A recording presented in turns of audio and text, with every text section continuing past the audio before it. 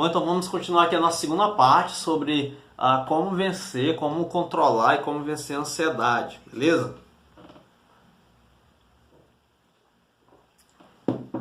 Então olha só, eu estava falando da estrutura ali, deste grau de estruturação, tá bom? De ego, de pessoa, tá? E dependendo disso, a pessoa ela pode ser mais saudável psicologicamente ou menos saudável psicologicamente. Então, quanto mais estruturada, mais forte ela é para aguentar, para sustentar a ameaça da perda de um valor ou a perda de um valor, certo? Então, olha só.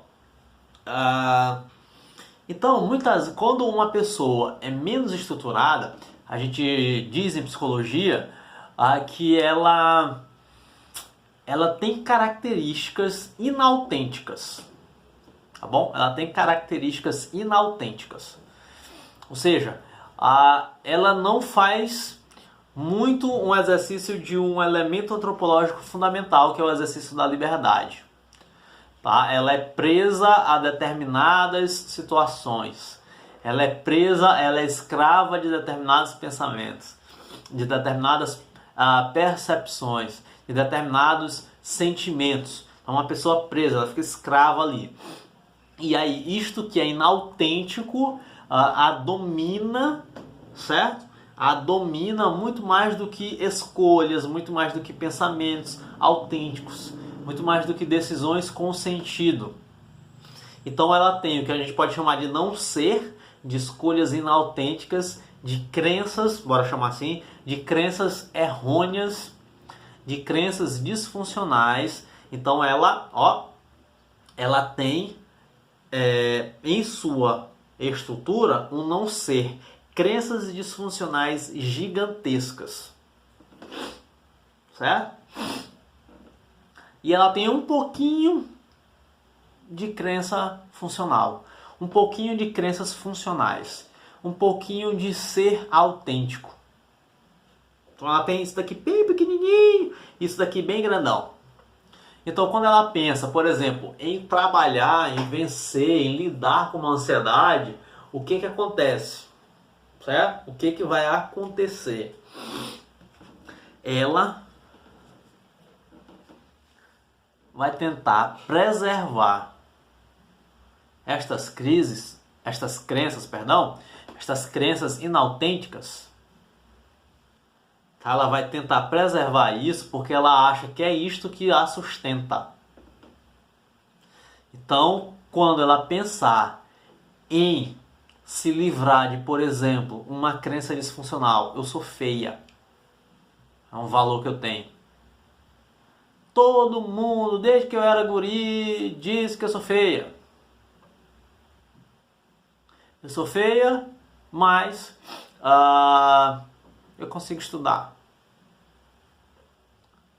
Só que hoje eu não dou tão importância para o estudo. Hoje eu quero ser bonita, mas eu acho que eu sou feia. Mas se eu me livrar desse eu sou feia, o que é que vai restar? Nadinha. Não vai restar nada, ou vai restar pouca coisa. E aí na busca, né, neste movimento de tentar tirar este eu sou feia, a pessoa ela vai se sentir extremamente desconfortável. Ela não vai querer acreditar que ela não é feia. E isto é que é o doido. Por quê? Porque para ela acreditar que ela não é feia, ela vai ter que aceitar algumas coisas.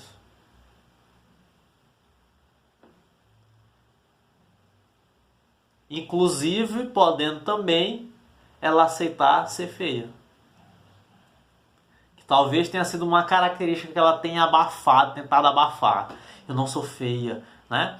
Ou a galera diz que eu sou feia, né? Eu sou feia, eu sou feia, eu sou feia.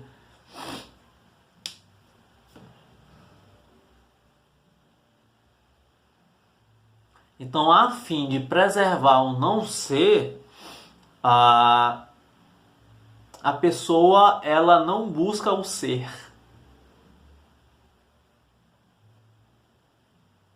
Não busca o ser. Isso é muito sério.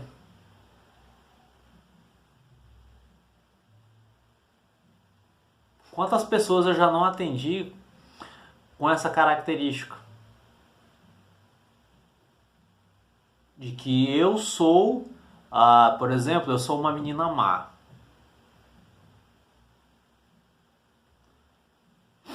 E aí eu tenho que me punir por conta disso. Se eu sou uma menina má, eu tenho que me punir. Se eu deixar de me punir, portanto, sinalizaria que eu não sou uma menina má. Ou, se começar a compreender que eu não sou má, eu vou parar de me punir. Mas se eu não sou má, quem eu sou?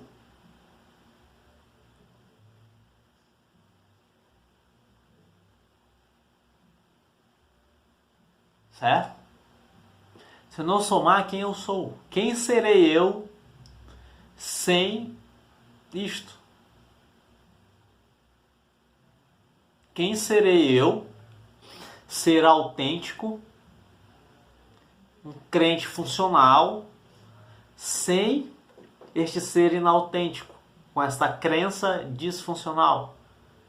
E quando a pessoa pensa nisso, ela fala assim, cara, eu não sei quem serei. Então é melhor ficar com o conhecido. Por mais que o conhecido seja ruim.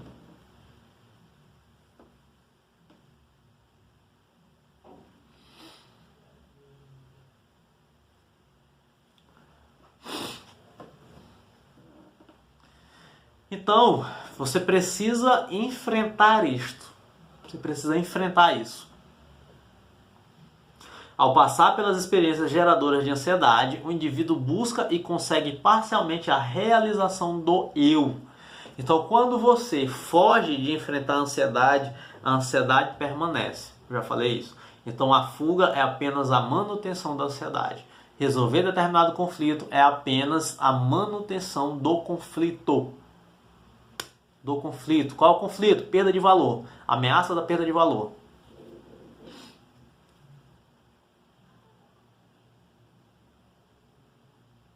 Então, quando o indivíduo consegue caminhar em direção a resolver essas questões, a ansiedade vai aparecer, o desconforto vai aparecer. E aí ele consegue, mas só assim ele consegue a realização do eu. Portanto, ele vai ficando mais estruturado. Percebe? Então, quanto mais o eu se realiza, mais estruturado ele é. Quanto mais o eu foge, menos estruturado ele é. Menos ele realiza.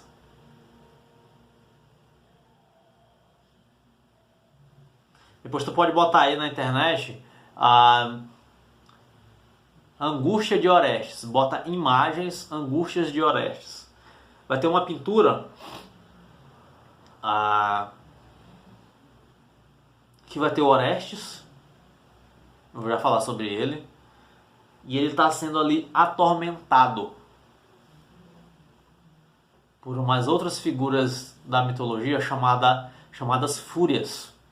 Então qual é o mito de Orestes? Orestes, filho de um pai, né? Filho da mãe. Orestes era filho de um rei, Gameno. Gameno ele foi pra guerra e tal, passou muito tempo na guerra, guerreando, e a sua esposa, a rainha, ficou lá no seu reinado, até que porque o cara passou 7 anos na guerra, ela acabou sendo influenciada, não se sabe se ela foi influenciada, sei que ela se junta com um senador, bora chamar assim, com um outro político lá na época que queria dominar, que queria reinar sobre a cidade, que tinha sido abandonada, entre aspas, pelo rei que estava na guerra guerreando. O que acontece na hora que este rei retorna? E o Orestes é filho destes dois. Na hora que o rei retorna, esta mãe de Orestes vai lá e mata o rei, né? Se junta com o amante dela, vai lá e assassina o rei. E Orestes era guri e tal. A Orestes foge porque ela ia matar ele também, né? Para poder não ter herdeiro, o herdeiro do trono não ser o legítimo, que seria o Orestes, mas ser o bastardo que era lá o filho do amante dela. Então Orestes foge, pá. E aí ele cresce e tal, não sei o que, ele é exilado, ele cresce, e aí ele é orientado pelos oráculos de Delfos. Vai lá, volta para a cidade e recupera o teu trono. Só que para ele fazer isso, ele tem que matar a mãe. Tem que vingar, né, a morte do pai e tem que matar a mãe.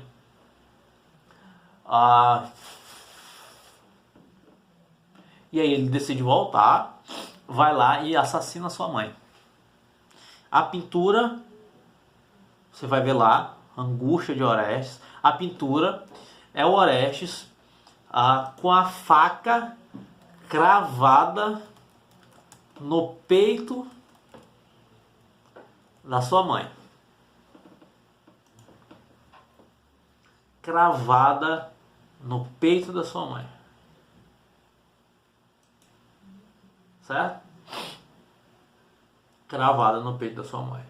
E aí você vai perceber lá que o Orestes, ele tá com a mão assim, né?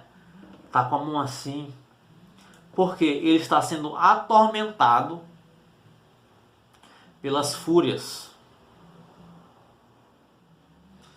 O nome do quadro é O Remorso de Orestes, William Adolph Bouguereau, certo? Ou Bouguereau.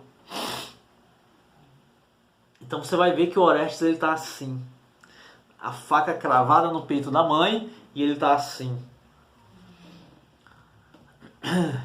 Ele tá ali angustiado porque ele matou a sua mãe. Acontece que ele consegue fugir da tormenta das fúrias, depois tem lá um julgamento, e aí vem a deusa Minerva e julga em favor de Orestes. Daí vem até a ideia do voto de Minerva.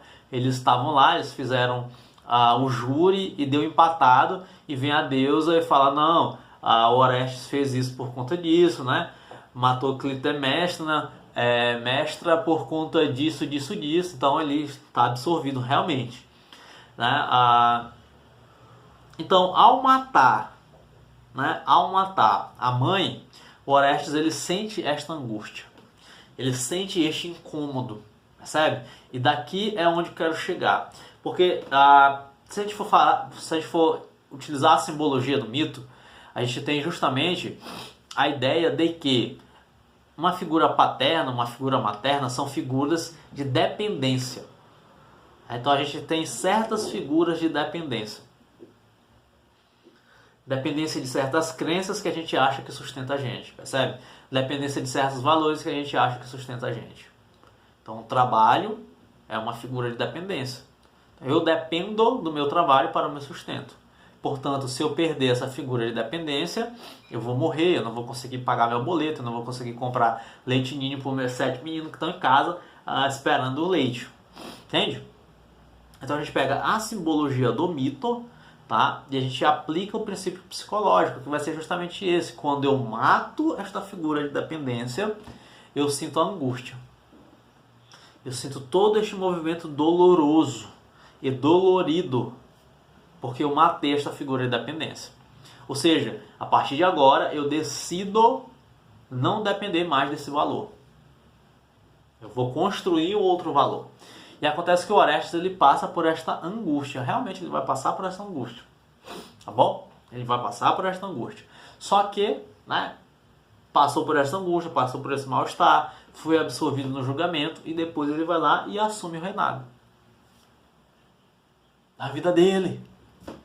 Olha só que lindo.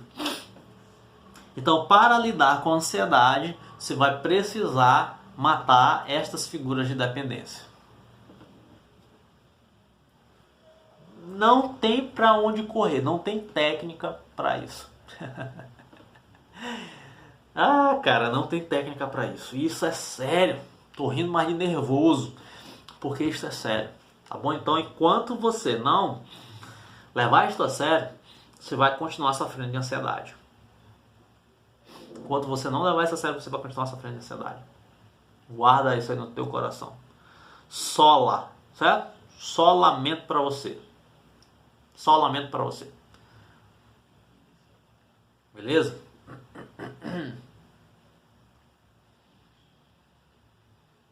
E aí eu termino aqui com uma frase do Kierkegaard. Correr riscos causa ansiedade, mas não correr é perder o próprio eu. Correr riscos causa ansiedade, mas não correr é perder o próprio eu. Ou seja, se desestruturar diante de si, diante da vida. Então, quanto mais eu evito de correr riscos na tentativa de fugir de ansiedade, mais eu perco o meu próprio eu. Portanto, fugir da ansiedade é mantê-la presente. E mantê-la presente sinalizará a destruição, a desestruturação do teu eu. E quanto mais desestruturado, quanto mais fragilizado o eu é, certo? Isto sinaliza doença mental, transtorno mental. Isto sinaliza redução das atividades, redução das potencialidades, redução de realizações. Compreende? Então, correr riscos causa ansiedade.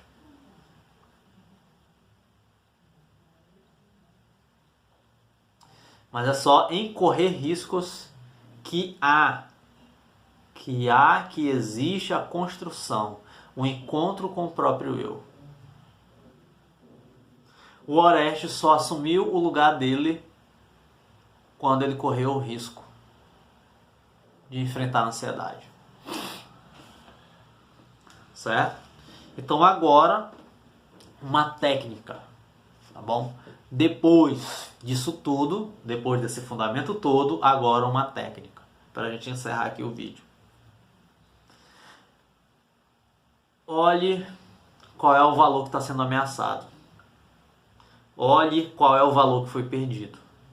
Saiba que você só vai se livrar da ansiedade, vencer a ansiedade quando você enfrentar isto. Como eu vou enfrentar?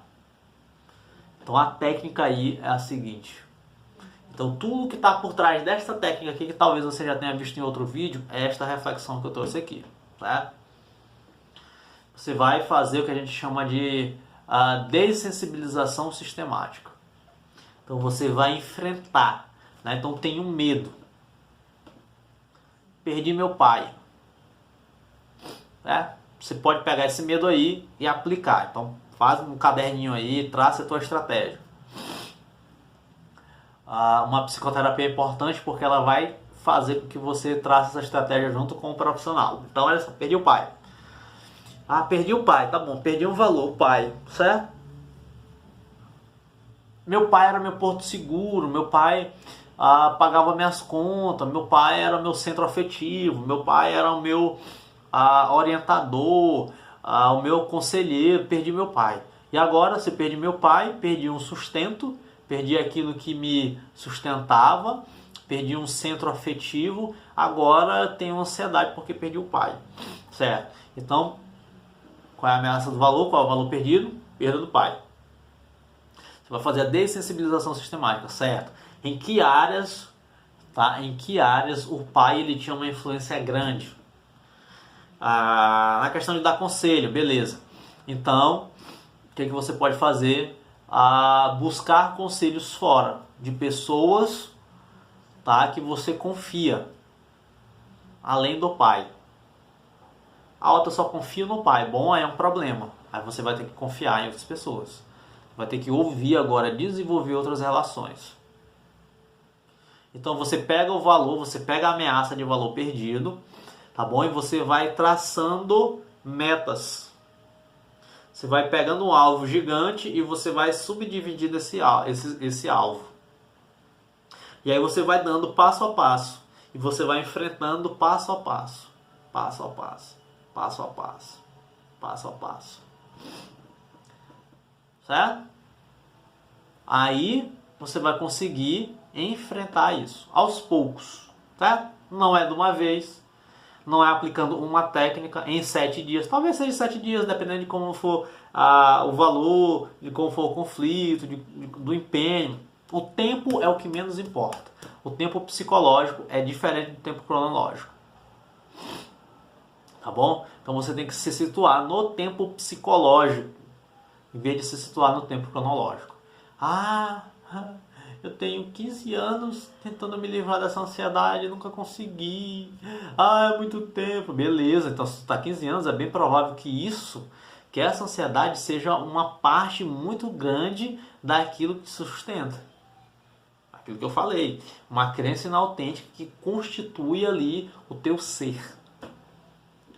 Então você vai tirando aos poucos aquilo ali. Então aí tirando e ir colocando. Aí tem um movimento de transição, aí você consegue se livrar da ansiedade. Beleza? Então pega um objetivo maior, divida em objetivos menores e vá avançando passo a passo. Quando você fizer isso, aí você vai se livrar da ansiedade.